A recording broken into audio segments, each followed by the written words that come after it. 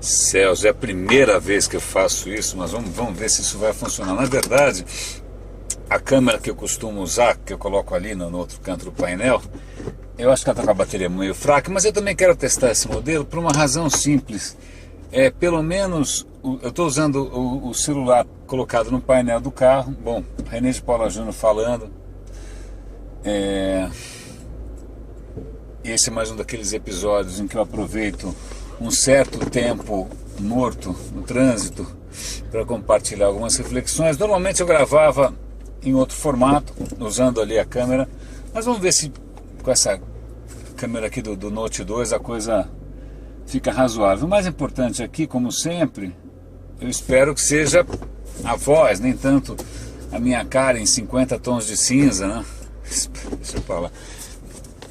Como sempre, nenhum pedestre, ou animal, ou ciclista foi ameaçado, porque essa câmera está sendo manuseada apenas quando eu saio, quando eu entro, estou saindo da garagem, quando eu volto a parar o carro em algum lugar. Deixa eu tirar isso daqui. Então, no princípio, eu estou basicamente falando sozinho, que talvez seja mais verdadeiro do que eu gostaria. O que está me motivando a falar hoje, uma segunda-feira meio chuvosa? Uma questão talvez que tem até um pouco com o clima, que é a questão local. Eu vou tentar explicar o que eu quero dizer com isso. Curioso, eu vejo, estou lá seguindo N veículos, né, nacionais sobre digital, sobre inovação, aí eu vou em evento, aí eu vejo gente dando aula, etc, etc, etc.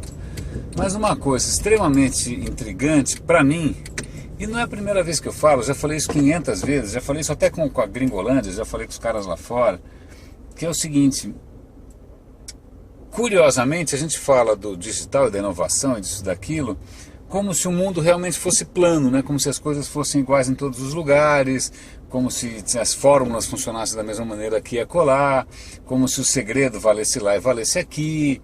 A gente sempre tem essa presunção, né, que eu acho que é isso que vale a pena questionar aqui, de que existe alguma coisa como o digital ou a inovação, ou seja o que for. Quando na verdade eu acho que essa mentalidade é fascinante, claro que é fascinante, né? Ainda mais porque quando a gente abstrai e leva só em conta, sei lá, o que acontece no South by Southwest, o que acontece no Silicon Valley, o que acontece, sei lá onde, né? Na Califórnia, Mountain View, Sunnyvale, Seattle, blá blá blá, esses lugares na verdade são mais a exceção do que a regra, né? Eu já fiz, sei lá, até um curso na Singularity University lá no Vale do Silício, no campus da NASA, tudo legal. Levantei a mão lá, falei, meus caros, legal, bacana, tô vendo um monte de coisa. O que disso tudo aqui migra no sentido de o que disso aqui é válido se eu for para o Brasil, se eu for para São Paulo, se eu for para o Rio, se eu for para Porto Alegre, se eu for, né? O que disso aqui migra, né? Vamos imaginar que não é só uma questão de tempo, que isso, né? A gente um dia vai ser assim. Tá, como é que a gente começa? Como é que a gente acelera isso, né? É possível? Esse é um futuro possível? É lógico que os caras me olharam com tipo, meu, cala a boca, isso não faz marola, né? Pelo amor de Deus, o que você está falando? Você ficou louco, né? Ainda mais que... Bom, deixa pra lá, eu ia falar que um dos grandes atrativos do Brasil para todo e qualquer gringo, não é uma coisa que você pode abrir explicitamente aqui num blog familiar, mas tudo bem. Mas fica essa questão que acho que é praticamente o nosso pecado original, o nosso mal desde que o digital é digital aqui no Brasil, que é o seguinte: aquele papo de em se plantando tudo dá, a câmera está aqui, né?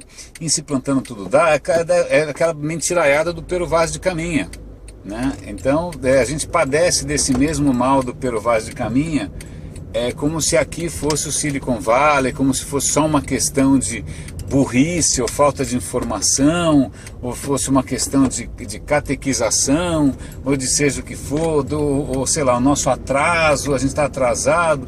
Na verdade, isso é uma coisa insana, né? nem é privilégio do digital isso, assim, acho que as nossas elites sempre educaram seus filhos na Europa, né? O Santos Dumont foi fazer lá o aviãozinho dele em Paris, ele não fez isso em São Paulo, né? Todo mundo, os modernistas foram ver a vanguarda em Paris também. Então a gente sempre teve um certo fascínio pelo que vem de fora, né? E o padrão, isso vem de longe, essa história. Mas na questão do digital, eu acho que isso ganhou força, talvez por aquele papinho do o mundo é plano, talvez pelo outro papinho de que os mapas não valem mais, talvez pelo, sei lá, por 500 mil papinhos, né? Normalmente papinhos de gente que por coincidência te vende esse peixe, né? Nice, bacana, tal. Então criou-se uma mitologia de que sim, vale a pena você, sei lá, estudar, vai para os Estados Unidos estudar sobre digital, legal, aí você volta para cá, o que acontece? Você vai provavelmente trabalhar num estado, né, onde a mídia local é um monopólio familiar, né?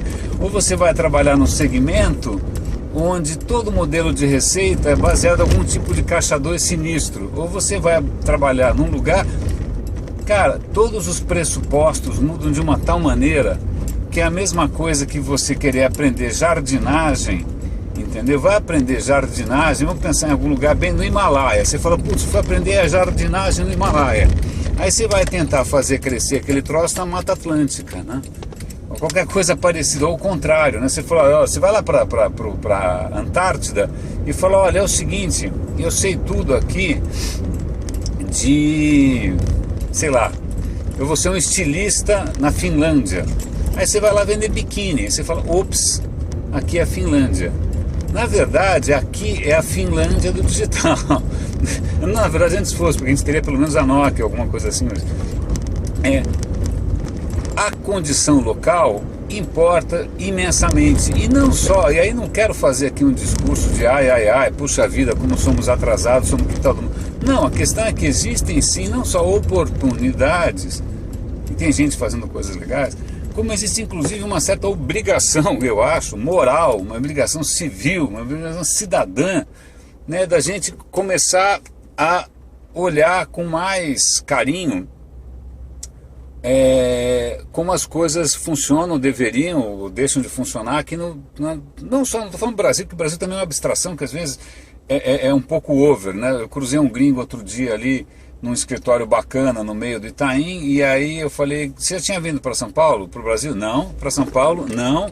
Eu falei, olha, então só para te avisar, onde você está agora que é Disneylândia, né? Se você acha que os outros 8.513.000 km² desse país são mais ou menos como o Shopping Iguatemi e vizinhanças, não é bem assim, né? Na verdade, se você quiser montar qualquer negócio baseado, né, nessa amostra bizarra que você está vendo aqui, que é gente educada, com inglês fluente, né, com não sei quanto de grana sobrando, cara, esquece, né? O que tem aqui que é um tesouro, na verdade, são oportunidades que a gente, pelo menos a minha geração, acho que até as gerações mais novas, são são educadas a não ver, né? Todos nós somos treinados para não ver pobre, para não ver problema, para não ver que existe governo. Estou falando pelo menos aqui em São Paulo, não sei, tem lugares em que a dependência do funcionalismo público é maior, então o cara é capaz de assistir, sei lá, TV Senado, né? Aqui só, sei lá, acho que nem a mãe do senador assiste. De qualquer maneira, volto aqui à minha questão. O que eu acho que falta não só no ensino, falta nos veículos, ou falta no que for, tal, é alguém, pelo menos de vez em quando, explicar que berimbau não é gaita, né, que aqui a rapadura é doce, mas não é mole, né, que aqui existe o BV, que aqui existe contrabando massivo, que aqui o cara é capaz de pagar, sei lá, eu já vi isso acontecer, né? O cara compra um iPhone de última geração, gasta uma puta grana, fica desfilando, aí depois ele descobre um jeito de baixar todas as apps de graça, que as apps que custam $1, né? Então, alguns modelos de negócio, algumas mentalidades, algumas pressuposições aqui, elas simplesmente ficam capengas, porque não sei se elas vão ter escala, se você tem que pensar em outra moeda, né? Você tem que pensar de outra maneira, né? A não ser, claro, que você não queira pensar em nada disso, como, aliás, eu acabei recentemente de me desentender com alguém, porque o cara estava numa mentalidade tipo, parece que vai ter um PAC, né? O fome zero do digital. O governo vai dar dinheiro, alguém vai pagar, alguém paga a conta, não me importa quem seja. Cara, se você quiser um fome zero para o digital, eu não sei se essa é uma saída boa. Se bem que isso também é um outro traço local, né? A relação que a gente tem com o governo, a expectativa que a gente tem que o governo vai resolver, o governo vai resolver, é outra coisa maluca. Eu lembro que na própria Singularity, teve lá uma palestra com um cara que era um dos criadores, um dos pais lá do carro do Google, um alemão.